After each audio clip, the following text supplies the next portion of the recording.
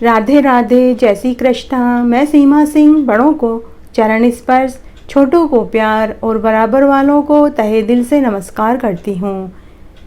अब तक हमने स्कंद पुराण श्रावण मास महात्म्य के 6 अध्याय सुने हैं। आज मैं आपको 7वां अध्याय सुनाने जा रही हूँ। देवों के देव महादेव ने सनत कुमार से कहा कि हे सनत कुमार, अब मैं मंगलवार को किए जाने वाले व्रत के विषय में बताऊंगा। यह व्रत करने से वैधव्य का नाश होता है।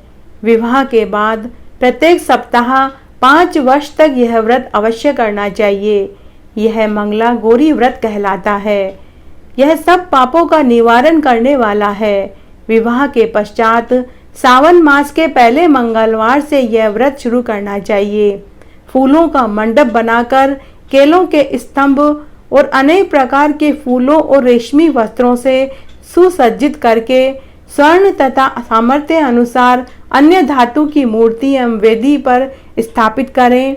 उस मूर्ति में मंगला गौरी का आवाहन करके षोडशोपचार विधि से 16 दुर्वा, 16 अपामार्ग, चने की दाल के 16 दाने व 16 बत्तियों के दीपक जलाकर पूजन करना चाहिए।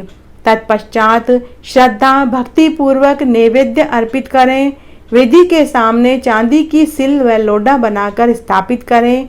इस प्रकार 5 वर्ष तक व्रत करते हुए माता को बायना देवें। बायना का विधान भी इस प्रकार है। यथाशक्ति स्वर्ण की मूर्ति बनाकर स्वर्ण अथवा चांदी का कलश बनाकर उसमें चावल भरें। कलश के ऊपर मंगला गौरी की मूर्ति और चांदी का सिल्लोडा रख दें। कलश के ऊपर पहनने के वस्त्र, चोली आदि रखकर उसका बायना निकालें और माता और अपनी सास को दे देवें और 16 सुहागिन ब्राह्मणियों को भोजन कराएं। भगवान शिव कहते हैं, हे सनत कुमार, यह व्रत सबसे उत्तम व्रत है। 7 जन्म तक अटल सौभाग्य सहित सुहागिनें पुत्र और पौत्र से युक्त होकर परम आनंद को प्राप्त होती हैं। तब श्री सनत कुमार ने कहा कि हे भगवान, सबसे पहले यह व्रत किसने किया, उसे उसका क्या फल मिला, यह मेरी सुनने की इच्छा है। भगवान शिव ने कहा कि हे ब्राह्मण पुत्र सनत कुमार, प्राचीन काल में कुरु देश में श्रुति कीर्ति नाम का एक राजा था। वह बड़ा ही यशस्वी, विद्वान, समस्त कलाओं में निपुण, श्रेष्ठ धनुर्धर, धार्मिक प्रवृत्ति का था। उसे सारे सुख प्राप्त थे। धन धान्य की कोई कमी नहीं थी, परंतु एक ही कमी थी कि उसके कोई औलाद नहीं थी। उस वजह से वह बहुत दुखी रहता था और एक दिन उसने संतान प्राप्ति के लिए देवी पार्वती जी की पूजा करी। देवी पार्वती ने उसकी पूजा और आराधना से प्रसन्न होकर कहा, हे राजन, मैं तेरे व्रत और पूजा से अति प्रसन्न हुई। तू कोई मन वांछित वर मांग ले। राजा ने माँ पार्वती से कहा कि हे माँ, मुझे एक पुत्र का वरदान दीजिए। राजा के दीनतापूर्ण वचन सुनकर देवी पार्वती ने राजा से कहा कि हे राजन, तेरे भाग्य में पुत्र सुख नहीं है, परंतु मैं तेरी पूजा से अति प्रसन्न हूँ, इसलिए मैं तुझे 16 वर्ष तक की आयु तक जीवित रहने वाला पुत्र का वरदान देती हूँ। हे राजन, मेरे मंदिर के द्वार पर एक आम का वृक्ष है। उस वृक्ष से एक आम लाकर तू अपनी रानी को खिला दे। वह फल खाने से तेरी रानी को गर्भ ठहर जाएगा। देवी पार्वती की आज्ञा अनुसार राजा आम लेने के लिए पेड़ के पास गया, लेकिन आम अधिक ऊंचाई पर होने के कारण वह पत्थर मारकर आम गिराना चाह रहा था। उसी पेड़ के नीचे गणपति भगवान की एक प्रतिमा विराजमान थी। जब राजा ने आम को तोड़ने के लिए आम पर पत्थर मारा तो वह पत्थर गणपति की प्रतिमा को जाकर लगा। तभी वहां आकाशवाणी हुई। उस आकाशवाणी ने राजा को कहा, अरे मूर्ख, अपने लालचवश आम लेने के कारण तूने यह भी नहीं देखा कि तेरा पत्थर मेरी प्रतिमा को लगा है। जा, मैं तुझे शाप देता हूँ कि तेरा पुत्र जब 16 वर्ष का होगा तो उसे एक काला नाग ढस लेगा। राजा मन ही मन बहुत दुखी हुआ। राजा ने गणपति जी की प्रतिमा को प्रणाम किया और अपनी गलती स्वीकार करी और शाप वापस लेने को कहा। तभी वहां वापस आकाशवाणी हुई। तब भगवान गणपति ने कहा कि मेरा शाप वापस नहीं हो सकता, लेकिन मैं शाप का निवारण बता सकता हूँ। अगर तेरे पुत्र का विवाह किसी ऐसी लड़की से होगा जो मंगला गौरी व्रत करती हो और उस व्रत के प्रभाव से तेरा पुत्र अल्प आयु से दीर्घायु हो जाएगा। राजा दुखी मन से आम लेकर रानी को दे देता है, जिसके फलस्वरूप रानी गर्भवती हो जाती है और 10वें महीने में उसे एक बहुत सुंदर पुत्र पैदा होता है। राजा को पुत्र की न तो खुशी हुई न ही दुख हुआ। राजा ने किसी प्रकार अपने पुत्र का जात कर्म संस्कार संपन्न करवाया और वह स्वयं भगवान शिव की पूजा अर्चना में लग गया। राजा ने अपने पुत्र का नाम चिरंजीव रखा। तब एक दिन रानी ने राजा से कहा कि आप पुत्र होने के बाद न तो खुश हैं न ही दुखी। आप मुझे पूरी बात बताइए कि आपको क्या पुत्र होने की खुशी नहीं हुई। तब राजा ने अपनी रानी को पूरी सच्चाई बताई कि जब हमारा पुत्र 16 वर्ष का होगा तो इसकी मृत्यु हो जाएगी, और साथ ही उसे यह भी बताया कि अगर हमारे पुत्र का विवाह किसी ऐसी लड़की से हो जो मंगला गौरी व्रत करती हो तो हमारा पुत्र बच सकता है। तब राजा और रानी को चिंता ने घेर लिया। राजा और रानी विचार करने लगे कि हमारा पुत्र अगर हमारी आंखों के सामने ही मरेगा तो हमें इसकी पीड़ा सहन न होगी। तो उन्होंने एक योजना बनाई। रानी ने अपने मायके से अपने भाई को बुलवाया और पूरी बात और पूरी सच्चाई बताई कि हमारा पुत्र जब 16 वर्ष का होगा तो इसकी मृत्यु हो जाएगी, लेकिन अगर इसकी शादी किसी ऐसी लड़की से हो जो मंगला गौरी व्रत करती हो तो इसकी आयु बढ़ सकती है। इसलिए तुम हमारे पुत्र को लेकर काशी यात्रा पर चले जाओ। वहां पहुंचकर हमारे पुत्र से सभी प्रकार के दान पुण्य करवाओ, सभी प्रकार की पूजा हवन यज्ञ भी करवाओ, लेकिन तुम एक यात्री के वेश में जाना। किसी को पता न लगना चाहिए कि यह एक राजा का पुत्र है। ऐसा विचार कर राजा ने अपने पुत्र को उसके मामा के साथ काशी भेजने की व्यवस्था कर दी। तब दोनों मामा भांजे काशी की यात्रा पर निकल पड़े। यात्रा करते करते वो एक नगर में पहुंचे। उस नगर के राजा का नाम वीरसेन था। वह अत्यंत ही पराक्रमी व धनवान था। राजा की एक बहुत सुंदर रूपवती व गुणवती कन्या थी जिसका नाम मंगला था। मामा भांजे उसी नगर के एक बगीचे में थोड़ी देर विश्राम करने के लिए बैठ गए।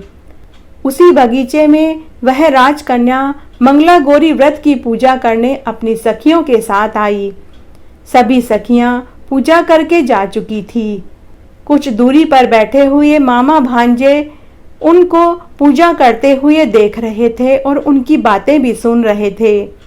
सभी सखियां पूजा करके जा चुकी थी। केवल राजा की पुत्री वहां मां पार्वती की स्तुति कर रही थी। तभी वहां आकाशवाणी हुई। मां पार्वती ने राजकन्या से कहा कि हे पुत्री, मैं तेरी पूजा और व्रत से अत्यंत संतुष्ट हुई। मैं तुझे वरदान देती हूँ, तेरा विवाह एक सुंदर सुशील गुणवान राजा के पुत्र से होगा, लेकिन वह पुत्र अल्प आयु है। वह पुत्र मेरे वरदान से ही उन्हें प्राप्त हुआ है, लेकिन तुम अभी पूजा करके एक मुट्ठी चावल हवा में उछाल देना। जिस किसी के ऊपर ये चावल के दाने गिरेंगे उसी से तुम्हारा विवाह होगा और वह अल्प आयु से दीर्घायु हो जाएगा, क्योंकि यह चावल के दाने जिसके ऊपर गिरेंगे उसकी आयु मेरे आशीर्वाद से लंबी हो जाएगी। ये सारी बातें मामा भांजे दोनों सुन रहे थे। जैसे ही राजकुमारी ने चावल की मुट्ठी हवा में उछाली तो वे चावल के दाने राजकुमार चिरंजीव पर आकर गिरे। फिर एक दिन वीरसेन राजा की पुत्री मंगला का विवाह वाल्हिक देश के राजा दृढ़धनवा के पुत्र के साथ तय हो गया। राजा दृढ़धनवा का पुत्र सुकेतु कुरूप, मूर्ख, जुहारी, गूंगा और बहरा व लंगड़ा था। राजा दृढ़धनवा के पिता ने सोचा कि मेरे पुत्र में अनेक खोट हैं। अगर शादी, वरमाला व फेरे किसी किराए के सुंदर से लड़के से करवा दूं और विदा के समय मेरे पुत्र को उसकी जगह बैठा दूं तो यह विवाह बिना किसी समस्या के संपन्न हो जाएगा। जब राजा दृढ़वर्मा अपने पुत्र सुकेतु की बारात लेकर वहां पहुंचा तो राजा दृढ़वर्मा की नजर राजकुमार चिरंजीव पर पड़ी, जो कि बहुत सुंदर था। तब राजा दृढ़वर्मा चिरंजीव के मामा के पास गया और अपनी पूरी बात बताई और कहा कि आपके भांजे को 2 दिन का दूल्हा बना दीजिए।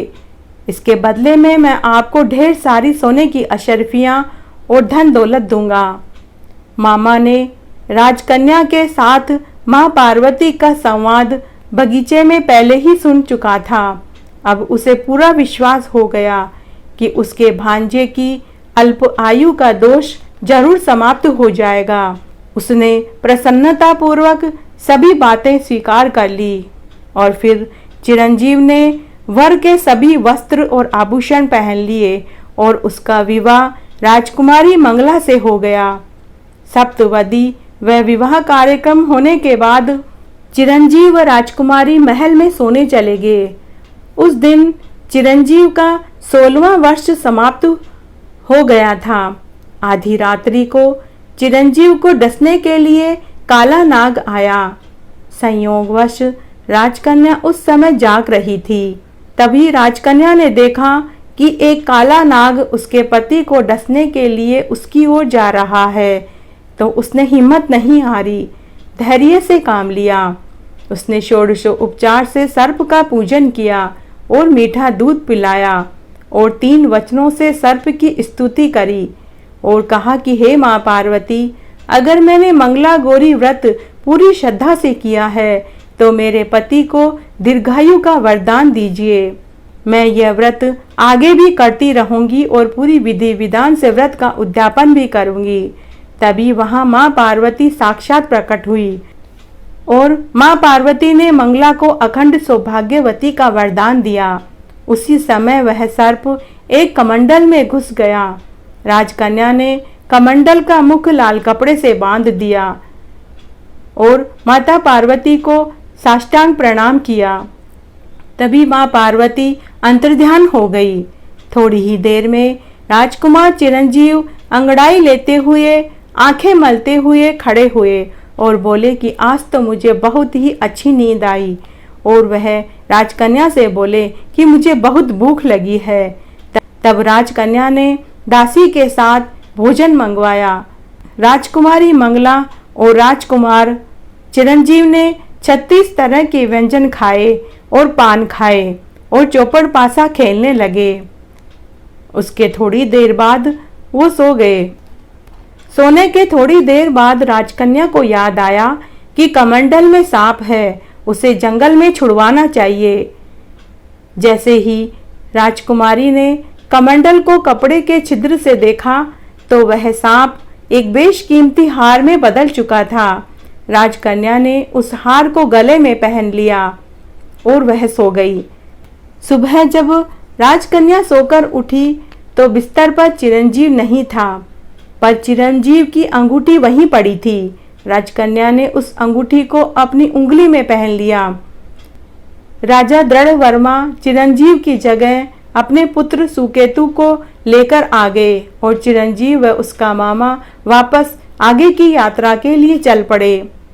उधर महल में सुकेतु को देखकर राजकन्या ने कहा कि यह मेरा पति नहीं है, मेरी शादी इससे नहीं हुई।